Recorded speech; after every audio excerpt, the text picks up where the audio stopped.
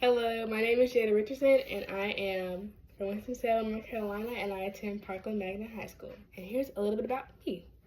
So, at school, I am the student body president as well as the homecoming queen and an active member in a lot of other clubs at my school. Outside of school, I am a photographer. I do own a small business called Jada Snap Photography. I enjoy taking sports photos and portrait photos.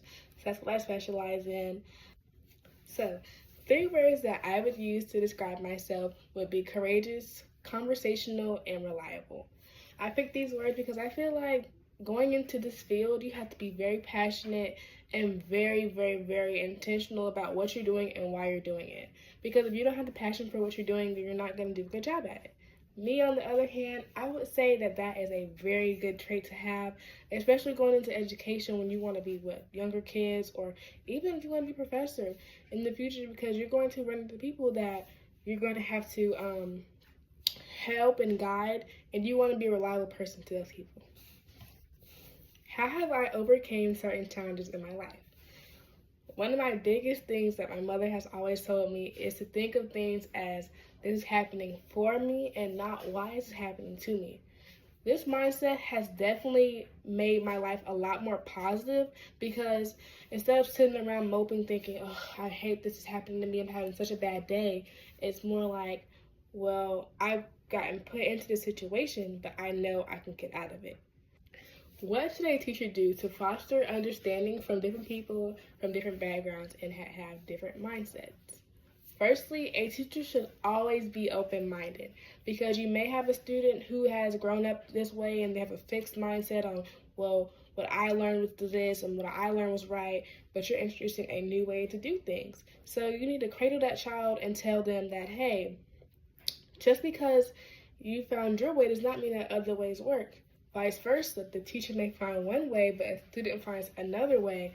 So that means that the teacher's gonna have to be like, okay, well, since you found a way, show me what you did. Instead of having a closed mindset thinking that one way is right and the other way is wrong. We need to all be open-minded and encourage each other to share our differences and what we found. What is professionalism in a classroom setting? Holding yourself to a high standard would definitely be, to me, as professional, not so as dressing appropriately. That's also in professional, but what I'm thinking is more so of being there, being accountable, holding yourself to a higher standard because you want your students to succeed, because you want other people to see what you're doing. You want to make an example out of yourself. If you aren't doing the right thing, then you're not holding yourself accountable and you're not holding yourself into a higher standard to be professional. So by using resources, by dressing appropriately, coming with the appropriate mindset is definitely how I view professionalism, especially in the teaching aspect.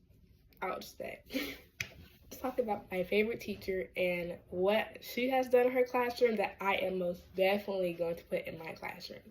My fourth grade teacher, Miss Staten at South Fork Elementary, she still teaches there to this day, and I'm also really excited because in a few weeks I'm going to be able to student teach with her. It's going to be so great.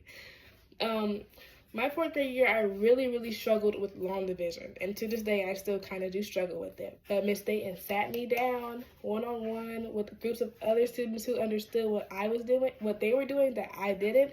She found every way to help me, and I felt like that was very helpful, because not every child learns visually. Some people need audio, some people need to be hands-on, and I was a child that needed the video, the hands-on, pretty much every resource in the book just to understand one simple topic.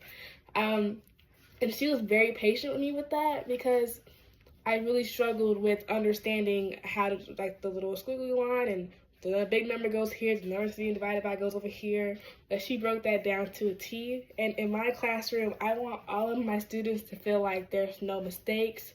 It's okay that you don't get on the first try. We're going to get you there.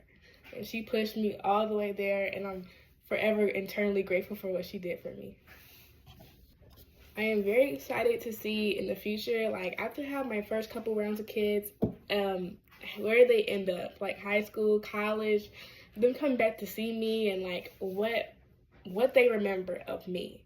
Like, was I a teacher who was like the best teacher? Was I a teacher that was a little bit harder on them? Like, what do they think of me? I really, really want to know that. And I think that teaching is the most rewarding career out there. I think that there's nothing more important or influential to me personally than being there and shaping a child's mind. As an oldest sibling, I have 4 siblings, being able to help them with their homework or being able to like just enlighten them on something they didn't know about, to me is so rewarding, because now you know, like I just feel like it's such a good happy-go-lucky feeling. Shaping the young mind of tomorrow is definitely not a job for anybody, and like I have said for the past 4 years in my high school, because I knew I was going to be a teacher, is that education, I did not choose education. Education has chosen me, and I'm going to do whatever it takes to get myself there and to graduate in these next 4 years and be a student teacher, do teaching in college, and definitely get to the professional level when I get older. So thank you so much for watching.